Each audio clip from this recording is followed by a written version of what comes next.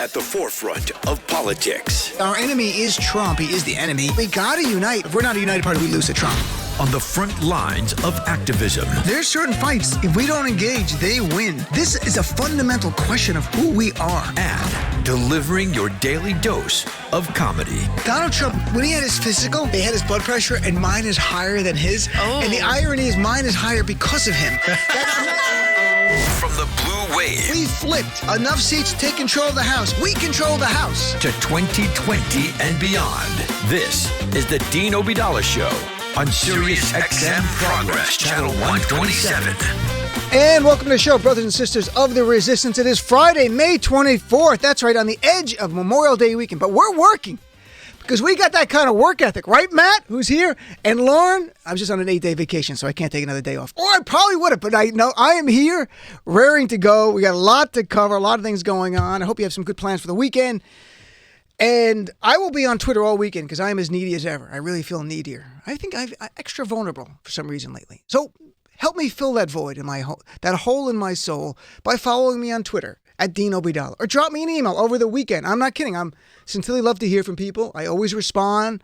Over 3-day weekends, even easier. Dean at deanofradio.com. That's DEAN at deanofradio.com. A lot of things to cover, but especially since it's Friday, we need some comedy. And Trevor Noah really killed it on The Daily Show last night. And I always look through the different monologues and pick things, but Trevor has two killer jokes I want to play. Here's first, Trevor Noah talking about Nancy Pelosi and what she's morphing into, and I think it's really funny. Here's clip number one. The only information we have is what people have said, and by the sounds of it, it was tense.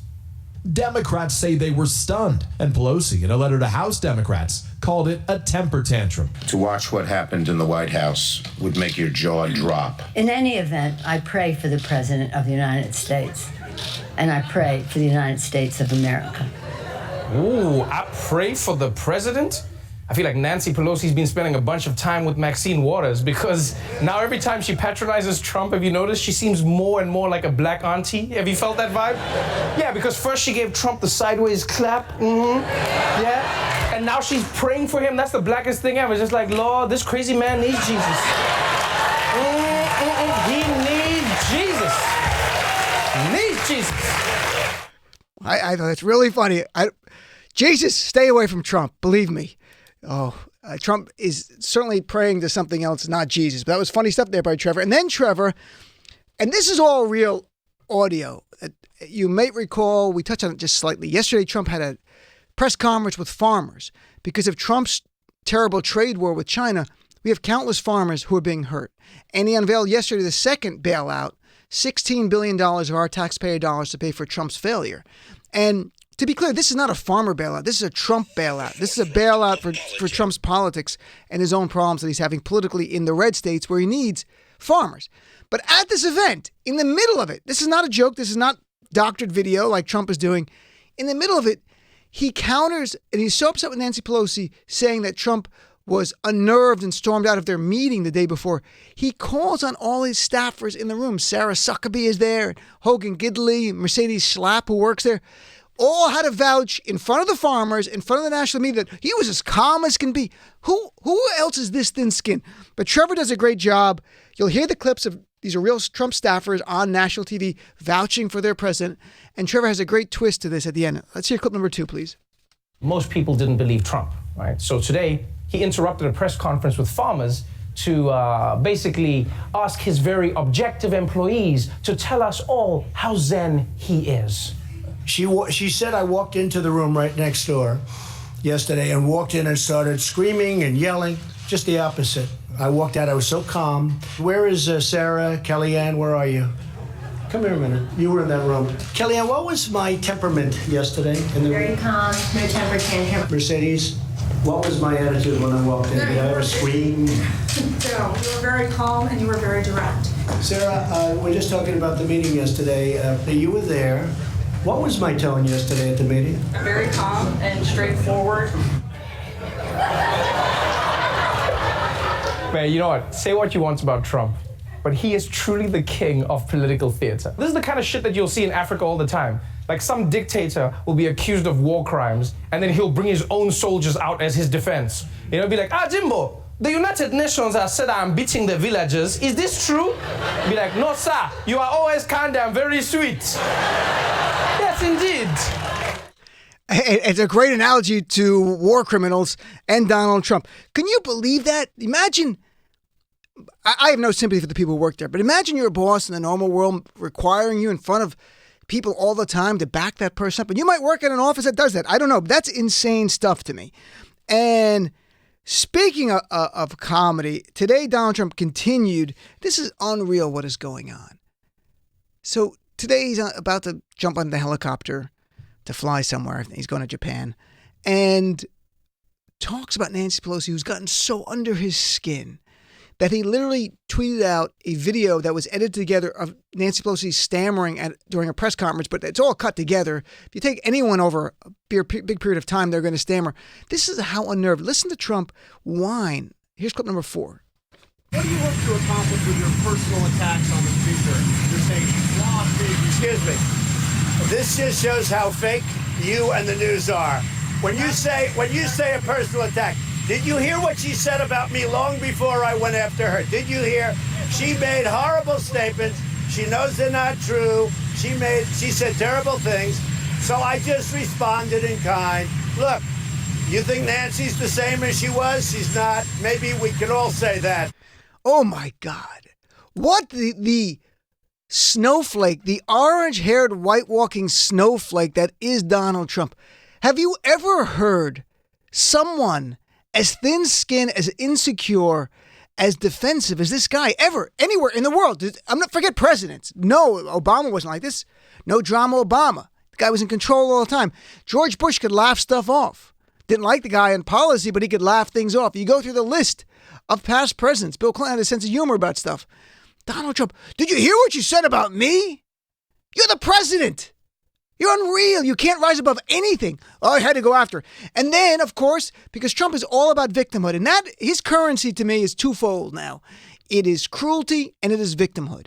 And the victimhood is big now. And here is more victimhood, him whining to the reporters right there to their face about the bad reporting, the unfair reporting, and how remarkable his approval ratings would be in his own brain if he got all the positive press that he thought he deserves. Here's clip number 5. My poll numbers are very good. You don't like to report them, but my poll, I guess we have a 48 today. We have a 51. We have very good poll numbers considering. Now, I have to tell you, if you people would give straight news, I'd be at 70. I'd be maybe at 75. But you don't give straight news. You give fake news. With fake news, I'm still winning the election. But if you gave serious, good news the way you're supposed to, I'd probably be at 70 or 75. Hashtag pathetic. This is the most pathetic person I've ever seen in my entire life. He is pathetic. Oh, and by the way, he made up poll numbers there. I'm at 51 or 48. Nowhere in the world is he at 51 or 48. By the way, I always go to 538. I use that average. So we have a standard that I will always use and go back to. Right now, his approval rating, according to 538, is 41%. His disapproval rating has jumped to 54%. Even in Rasmussen, the poll he loves, which is right-leaning, he's only at 46% approval rating and 52% disapproval rating. And let me give you a little historical context here. How bad are Donald Trump's approval and disapproving numbers right now? Of the modern-day presidents at these many days into their administrations, 855 days in, so Trump has been president 855 days, only 2 modern-day presidents have had a lower approval rating than Donald Trump. Jimmy Carter and Gerald Ford. And what happened to them? They both lost election. Carter re-election and Ford election because he was never elected. In fact, Donald Trump right now is the highest disapproval rating of any president at 855 days into their term, way worse than Jimmy Carter or anyone. That's where we are. And then on substance, here is part of the cover-up. The new thing is Trump does not want Robert Mueller to testify. Took to Twitter about it. He made statements about it. I want to just play this last clip of Trump. Here's clip number 6, please. Wait a minute. They have to get over their anger, and they have to get into infrastructure, drug prices, and things like that, because they want to do a redo, like even the fact that they're asking Bob Mueller to come and testify. He just gave them a 434-page report, which says no collusion, which leads to absolutely no obstruction. He just gave that report. Why does he have to testify? It's ridiculous. And he followed up with a tweet, I don't know why the radical left Democrats want Bob Mueller to testify when he just released a $40 million report. The reality is there's a poll this week, Monmouth University, A-rated poll. Do you want to know what percentage of Americans in a poll just Wednesday said they want Robert Mueller to testify? What percentage? 73%. Nearly 3/4 of America wants to see Mueller testify.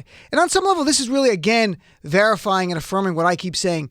Donald Trump's base doesn't want to see Robert Mueller testify. And that's what Trump views the rest of America as, the radical left. Because Trump doesn't want to be president of the United States. Donald Trump wants to be king of his base. That's all he cares about. He's not my president. He's not your president. He's only the Trump supporters president. So when he says radical left, to him, everybody out of his base is radical left. No way in the world can Robert Mueller escape testifying. He must testify. There's no games involved. He must. Lawrence Walsh testified, the special counsel on Iran-Contra. Clearly, Kenneth Starr testified. People remember that vividly. Robert Mueller has to testify. And Robert Mueller playing games. I don't want to testify in public.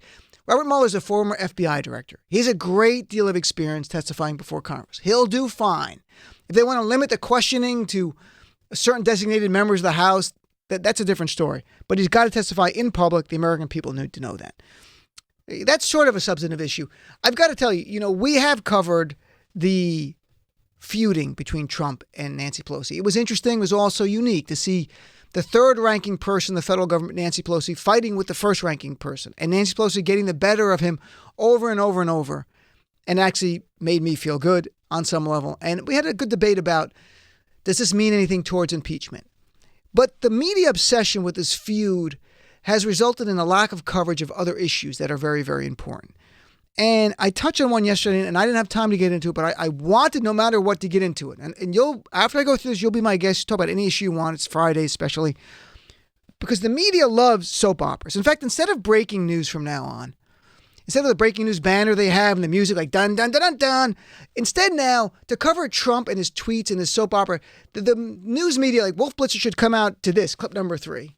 Like sands through the hourglass, so are the days of our lives. Because this is breathless soap opera reality star coverage. And it gets eyeballs. It's easy to get. There's a villain. There's a good person, depending where your politics is. So everyone's engaged in it. And what story, and many stories have been ignored this week, but one that deserves so much more coverage, and especially on cable news, which has so completely ignored it, was on Wednesday. Just 2 days ago, we learned something stunning.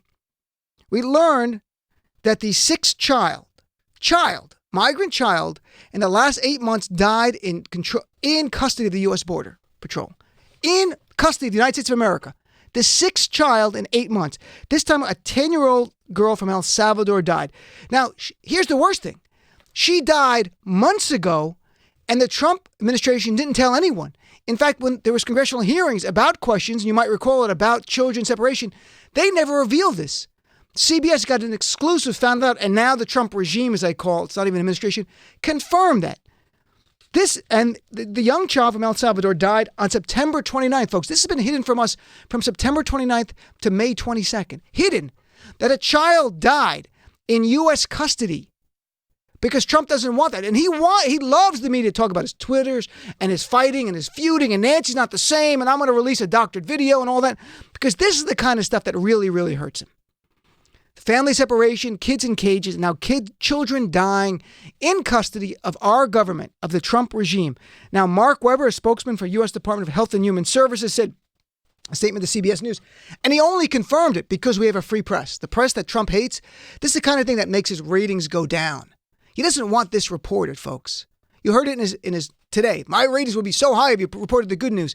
He doesn't want this reported. Well, thank God CBS News did a great job and found this out. So Mark Weber from Department of Homeland Health and Human Services confirmed it.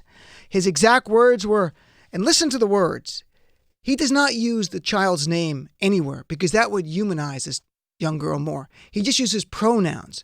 So he wrote, quote, he said, quote here, following a surgical procedure, complications left the child in a comatose state. She was transported to a nursing facility in Phoenix, Arizona for care. and then released from the hospital. On September 26, she was transferred to Omaha, Nebraska nursing facility to be closer to her family. September 29th, the child was transported to Children's Hospital of Omaha and passed due to fever and respiratory distress. Not a name. You don't name her, because if you give her a name, the 10-year-old girl becomes even more compelling and more heartbreaking.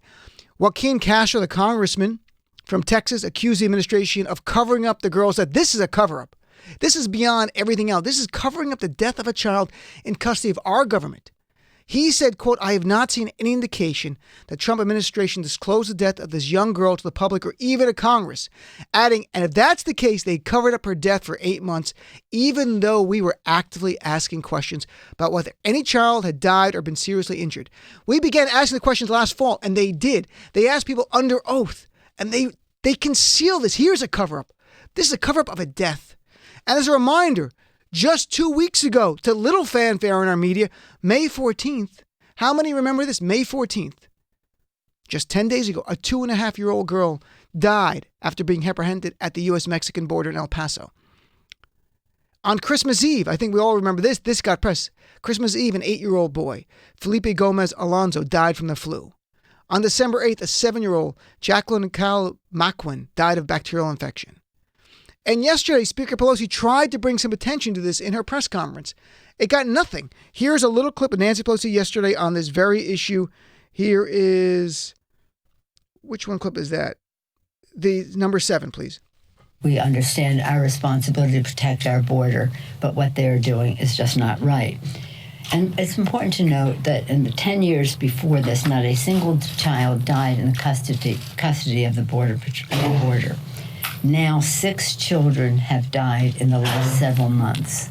6 children have died in the last several months. She's absolutely right. I looked it up, fact-checked it. She's right. In the last decade, no child has died in U.S. custody from the border, at the border, or even Border Patrol officials after being detained. In a decade, all of Obama, not one child died. 6 have died in 8 months, folks. That's not a coincidence. That is, in my view, a consequence of Donald Trump dehumanizing people coming to our border. So you don't care when a kid cries. And here are exact words Trump has used in the past. He's called them an invasion force. He said he's called them, quote, criminals and unknown Middle Easterners. He's called them, quote, many gang members and some very bad people are mixed into the caravan, adding, this is an invasion of our country and our military is waiting for you. If you work for the Trump regime, if you like Trump and you're on board with him and you work for Customs and Border Patrol down there, and you buy into this, that the adults are a threat to our nation, you don't view their kids as human beings. You don't care about them being sick and have influenza or sniffling or coughing or throwing up. They're potential threats to our nation. So to me, Donald Trump has set the tone to the top. So they're not viewed as human by people working for our government because Donald Trump has demonized them, dehumanized them.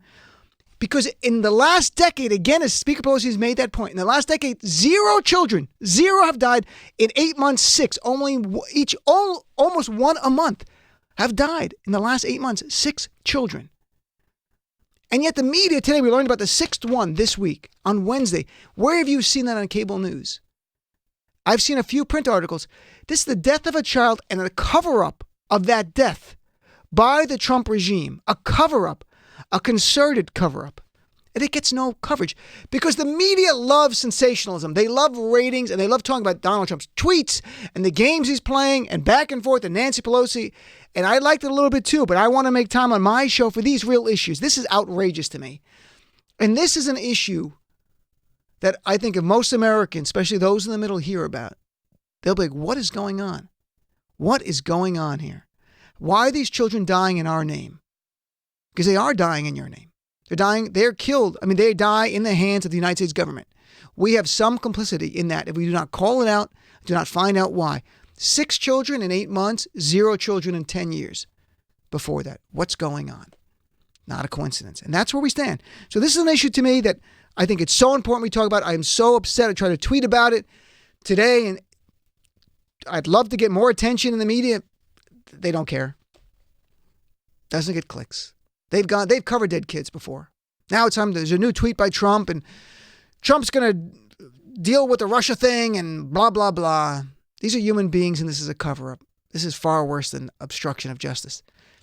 and we should know more about it. So, look, I really want to talk about that issue.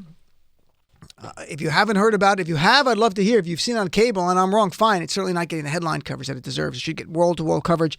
What's going on? There should be some reporters probing the Trump administration, why this happened, why they concealed it from the Congress. I'd love to hear from you. 866-997-4748. Are you okay with 6 children dying in 8 months in the Trump regime? Is that fine? And again, 10 years, none dying.